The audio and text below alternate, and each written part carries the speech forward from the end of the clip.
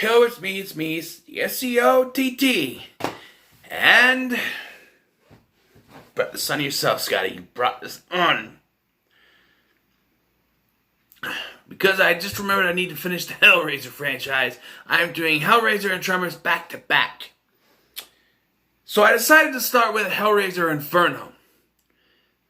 Let me be clear on this. I hate this film. The first time I watched this, it gave me a massive fucking headache. And after I watched it, I needed to lay down for a while. It fucked my head up so much. This is not going to be my step-by-step review through the film. Because honestly, it's so confusing. I'm just going to try to give my basic thoughts and stuff.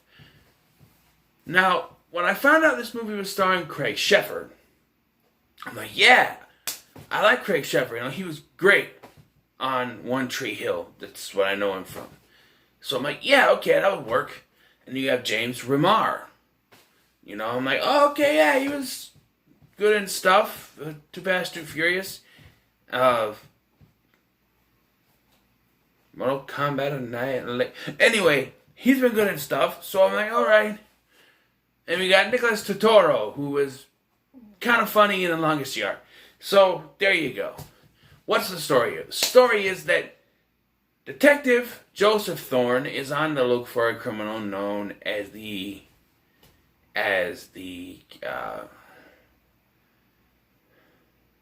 executioner? No, it's the executor. Man, I had it.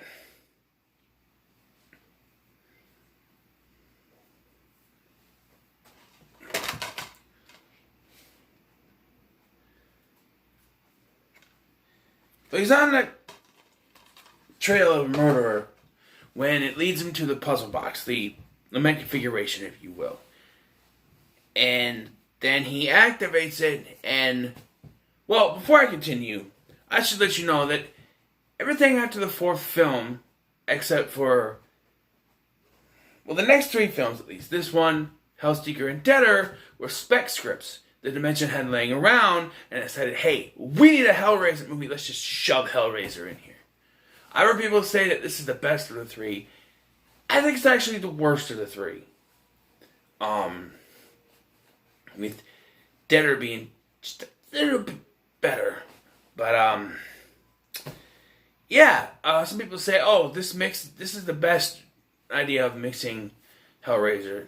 Well, Hellworld actually added a lot of Hellraiser stuff to it. This one's just the box, and then some stuff happens with Cenobites, but it's not a Hellraiser movie. It was clearly supposed to be some kind of crime thriller that they turned into psychological horror so they could add the Hellraiser stuff. But it's confusing as all hell. Because, first of all, one of the biggest problems is that you can't sympathize with this main character at all. He's an asshole.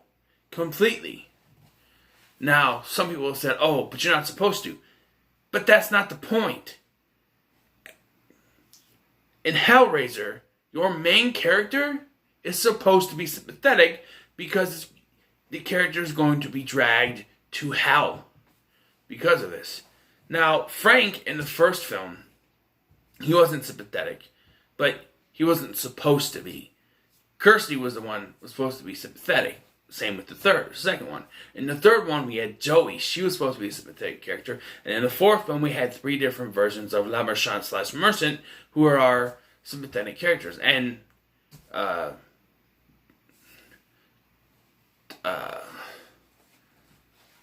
Tommy Merchant? Or whatever his name is, Merchant. But the Merchant from the 1996, his family was sympathetic with them. But here, our main character is a dick. He is beating old people in chess. He is stealing cocaine from crime scenes. And then money from crime scenes and using the money and the cocaine to entice hookers. And that's where he opens up the configuration. And then nothing happens. It looks like he's going to get killed, and then nothing. He wakes up in the hotel room again. Or it looks like he is killed, and then nothing. He wakes up in the hotel room again. The hooker's still asleep. You know. And then he goes to work. He gets a phone call from the hooker. She's dead. To further alienate us from our main character, he and his partner, played by Nicholas Turturro, go to clean up the place before the other cops get there so that Thorne's fingerprints aren't all over the place. And Thorne decides to take a pack of cigarettes from Turturro's car and a pen with Turturro's prints on them and hide them in the room so the cops will find them and implicate his partner. This man is helping you get out of being suspected of her murder.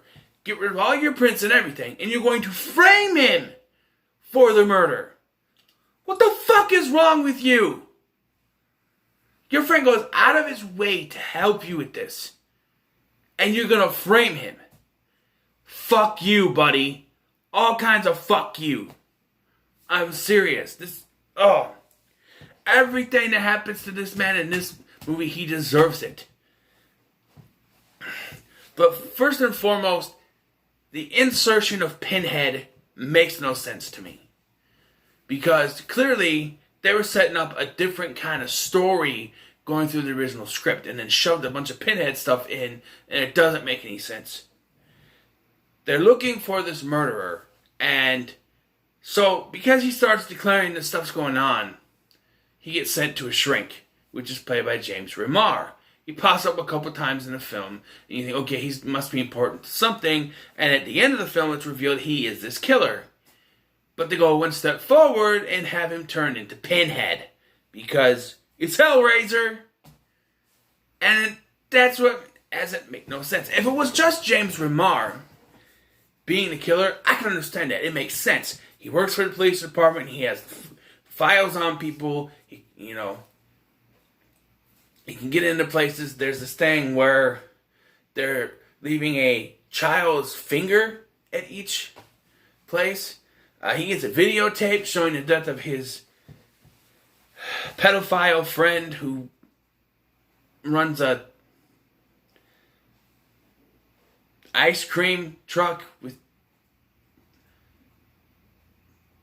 porn in it, and to show his death. And then when Thorne points out where the finger is, like, oh well, you know, it's on the fucking videotape, he says. And I'm sorry, he gets his ass kicked by a couple of cowboys, and I don't understand this film at all. It tries to blend three things actually. A crime thriller, which was the original script for a crime thriller, psychological horror, and a Hellraiser film. All mooshed together, and it doesn't work. It makes the film worse. Because there are times where the psychological and it's supposed to be implied that the psychological stuff is the Hellraiser stuff, but it's not. They add some Hellraiser stuff into when he's having the psychological stuff, but it doesn't work because it's very clear that they're writing this and how are you gonna have Pinhead in? Oh, let's make it a psychological horror. But what they didn't know is that by adding the psychological horror, that actually adds three different things. Because Hellraiser itself is not a psychological horror film. No, it's very the sadomasochistic, sometimes torture porn-esque type film. It's very, it's got a specific feel to it. And the only one of these spec script things that come close to getting to that is Deader, unfortunately. Because it has the sadomasochistic tones to it, the religious undertones that's supposed to be throughout these Hellraiser films. Even Hellseeker, which brings back Kirsty, doesn't do it as good as Deader. And I'm sorry, I don't like Deader, but I think out of all three of these, it integrates the Hellraiser stuff better than There's other problems with it. I'll get to it when I review it. But this movie, it pisses me off because after the first 4 films were so good, this one is a shit pile. It really is. And we get this fake out at the end where it looks like he's dead again, and then he wakes up in the hotel room.